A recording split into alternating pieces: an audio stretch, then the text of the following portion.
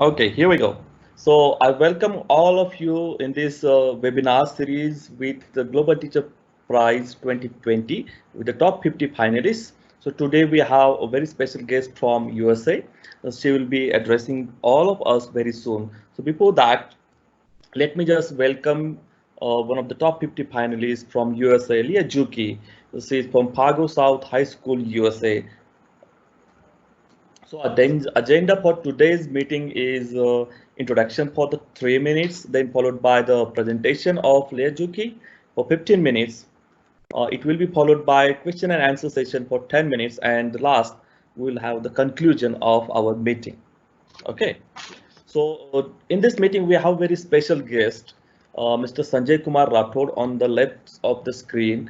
He is a education officer, district education officer here in Maharashtra, very visionary leader and administrator. So it's my warm welcome to you, sir. Then it's me, host Ranjit Singh. I welcome my co-host Manju Chidar. She is from Sun City School, Gurgaon, Delhi. She is a MI expert and Skype master teacher as well, and she will be now visiting to the Sydney for E2. And the last one is one of our guest speaker, Leah Juelke from USA. So I would request all the attendees to make sure that they have muted themselves, the camera has been turned off. If you have any questions, you want to ask anything to the guest or to the host, please post your questions in a chat window. And last, be polite and professional during the call. You have some opportunity to recognize yourself during the after this call. So do post your feedback in the chat window. I'll be posting a feedback form. Just fill up that form and share your recommendation or suggestions, anything about the this session. You can share your video comments through the Flipgrid. I have shared the link as well. And don't forget to tag me if you are sharing anything about this meeting. Don't forget to tag me on social media. So a little bit about our guest. She is Leah Juelke from USA. She teaches English, literature, speech, and partnership, and social inclusion classes. She actually teaches to the high school students. Most of her students are refugees and immigrant students at the traditional public high school. Earlier, she was teaching in an army public school. Leah Juelke is the 2018 North Dakota Teacher of the Year award recipient. She strives to create active learning experiences for her students and strongly believes in the foundation of empathy, engagement, and empowerment to create a classroom without border. So today she will be talking about a very unique subject, how she is using the stories to create empathy, engagement, and empowerment in her classroom. So my humble request to Leo Juelke to take a charge and share your experience and Thank you. Ranjit, can you hear me? yes, I can. Wonderful. Okay, thank you so much. I am very honored to be here today. I am just excited to be able to connect with teachers from around the world, and I'm just so honored to be able to meet everybody. So right now, I'm going to go ahead and I'm going to discuss my project. So, Ranjit, can you give me confirmation that you can see my screen? Yes, yes, I can. Wonderful. Okay, so let's get started. So I have always, as a teacher, created more than I probably will get through, but the wonderful thing is this is recorded and can be shared. So just a little bit about me, as you can see on the front screen, I've been able to be honored incredibly with different honors. Debate coach is one of the things that I love to do as well. And if you're interested in reaching out to me, there's my information in the corner. So let's get started. So my students, it's really important to understand who they are. And so my students is a very unique population. And in the past, I've actually worked at boarding schools, private schools, and charter schools. I've worked in Ecuador, Taiwan, and China as well. And right now, I work at a public school in Fargo, North Dakota, USA. And this school is historically non-diverse. So the population that settled here in this area in North Dakota was German, and French, white, Caucasian Americans. So in the last 10 years, we have quite an influx of diverse students coming in to be resettled through the Lutheran Social Services. At our high school, we have 1,000 high school students. 40% are free and reduced lunch. 12% of those students are EL students from over 20 different countries. So we have a wide range of students and languages. Now, within my EL population, with that 12%, 20% of those are special needs. And some of them are not even identified officially yet. So that is also a challenge. The public high school, are you good? So the public high school, how it works is that it's a sheltered instruction program. And this program within the high school, the students get special classes with English, science, math, and social studies from teachers who are highly qualified in teaching English learners.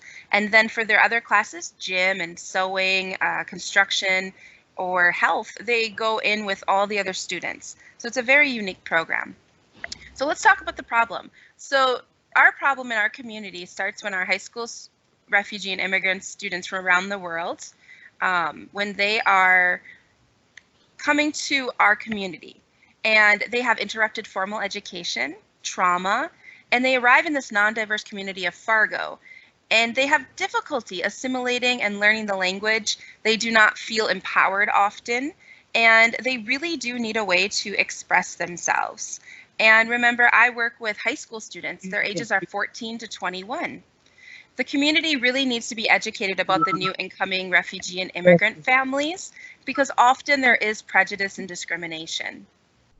So the solution, after working with my population for some years, I created some opportunities for my refugee and immigrant students to help heal from their trauma through expressive therapies and to practice empathy while engaging them in global learning and story sharing, so that they will be able to empower and to advocate for themselves. So I have information here about empathy. I think we all know that empathy really helps everybody understand each other, and you can go through this on your own time, but just for time factor, the importance of empathy is there. It fuels productivity, it increases happiness. There are so many wonderful things that empathy can do. So thinking of this, I created story projects that my students were able to take part in and be able to think about empathy and practice it and to engage themselves in learning and to be empowered. That's one of the most important things. So the very first project I created was Journey to America. And this is a narrative short story and poem project with ebooks in that website you see. There's a video link on there as well as our presentations, and I'll explain more of this in just a minute. We also have a project called Green Card Youth Voices, which is a professionally published book you can buy on Amazon, featuring 31 of my students from 20 different countries. And this project helps teachers teach about diverse students within their own classrooms. As well, there are interviews online that you can watch of the students. And then our project we are currently working on is called We Are America. And I partnered with a teacher in Boston. She's also a journalist, and she is a EL teacher. And she is working on this huge project to have every state in the United States, at least one classroom, feature their students in a similar book, similar to what I've done with my students. There's also a Narrative 4 project and NPR podcasts, which are ways to share stories. And so really, we start off in my class with our year with my highest EL students. We work with Narrative 4, which is able to help share stories and really take ownership of your story and someone else's. Here's an example of story sharing of Narrative 4. It's an idea of exchanging stories with a partner based on a topic. You could choose any topic. Sometimes they bring together Native Americans and the oil company. Sometimes they bring together people who have been victims of gun violence or those that have lost people, and the police officers, such as in Delaware. And so there are different groups that can do this. It's an international project. It's amazing, but it's really just to share these stories within the community and show empathy. So really, the big project that I want to discuss today is the Journey to America project. And so as you can see, this is the highest EL class. Their level is a level 4, and they're mixed 9th grade to 12th grade from over 20 different countries. And so the basic timeline of my project is this is a class that has about 20 students that are all together between October and February. They work on this project. And so the first part is stories. The second is poetry. Then we go into an art. We start publishing, and we have presentations. In the end, we create a book, like you can see over on the left, of the students' short stories and poems with their artwork featured. And here's a couple of pictures of us within the project. And so really starting off this project, I was thinking, why should we be doing something like this? And our students were just dying to tell their stories. They really wanted to connect with people. They wanted to explain what they've been through. They are newly arrived refugees, 90%, and some immigrants in my class. And so having different backgrounds, they just really wanted to connect. So I brought in speakers from around the United States to come in and do a kickoff each year, and they would tell their story. These are speakers who are Daniel Truss, the CEO of his own company, and Leticia is he is a refugee. Leticia is a refugee from Rwanda, and John Dow, a famous refugee from God Grew Tired of Us. They came in and they spoke to our whole school about their journey and how to overcome such things that happen to you in life. So we do model texts, and we start the students off in a narrative writing unit so that they're able to understand how to write in a narrative way. They do a partner session of narrative 4 to get themselves thinking and talking about their stories, and they create a timeline of their life. So essentially, I have kind of outlined step by step our process here on our PowerPoints. But just for brief, I'm going to go through and read just kind of a little snippet of the summary of this project. So after bringing in a inspirational speaker, students are then able to work with mental health specialists that come in and do activities with students. And during the writing phase, students draft their own stories and poems with multiple editing workshops for about 4 or 5 weeks. And then college students from around the community come in and help them with the technical writing. And also, we collaborate online with English-speaking students in other states, and they edit our papers through Google Doc, and they do Flipgrid shares, and they become kind of like pen pals. Then the students go through a poetry lesson, essentially a unit, and they create an I am from poem. And we go to the art museum in our town here, and they create a huge canvas painting depicting a scene from their story. And then we go on and we are able to do our presentation. So once our books are finished, they are then published. We have 600 copies of our book published every year. We send them around the world. We send them to every single state in the United States, to senators, to policymakers, and so on.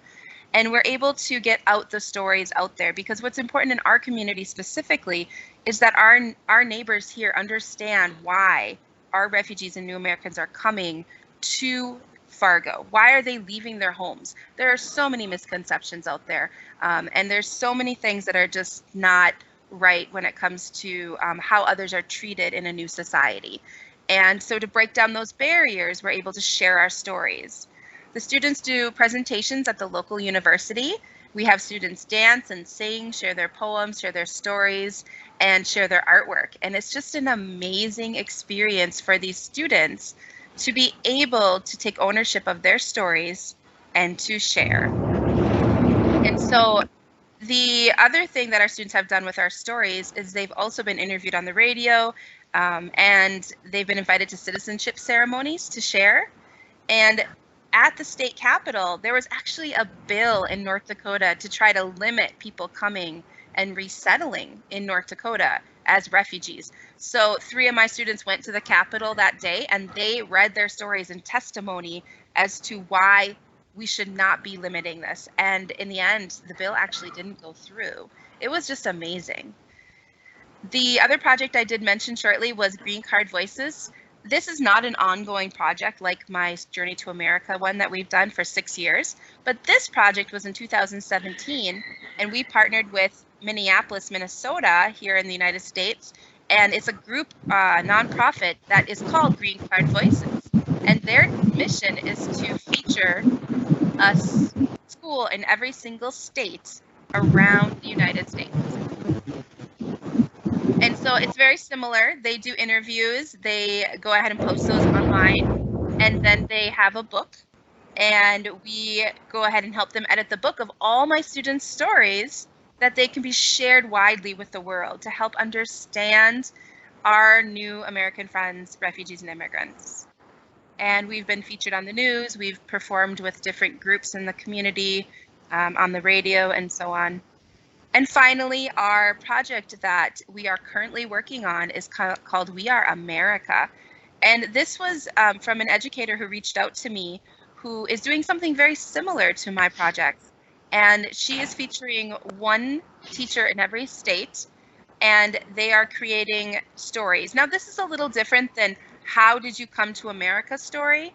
This is a story of what is a challenge as a new generation in America, and it could be many different challenges that students face.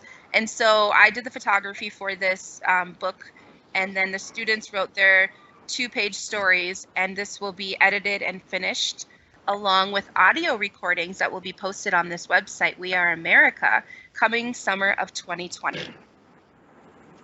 And so for me, I would just like to explain that my passion is definitely being able to help empower my students through stories. And we do so many other projects in my other classes to be able to connect with the global community. We do many projects with the global goals. We're able to connect with a teacher in Zambia. We're able to connect with teachers in Greece, in Russia, all around the world to be able to help teach my students and their students just about the issues that are going on today in the world. And so this is just one piece of my teaching that I'm able to share with you today. And I'm very proud to be able to help empower my students. Honestly, when I started this project, it was simply just an assignment in my class to share their writing. And once I saw the writing, I thought to myself, this is so amazing. I want other teachers to read this. I want other community members to read and understand the things that my students have gone through and the things that they are happy about and the things that they struggle with.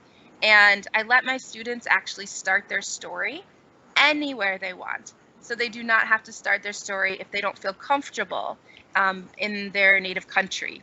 We have a lot of students who are from Nepal, and they are from the refugee camps. And if they don't feel comfortable talking about that time life, then they don't have to talk about that time in their life. So they're able to talk about the moment they landed in Fargo and they started school. So it's a very open project, and I am very happy to share that with you today. Again, on the slides, there's a lot more information detailing the projects. But I wanted to practice being a little more concise and clear today because I know you may have some questions. So thank you so much. And Ranjeesh, I will turn it back to you.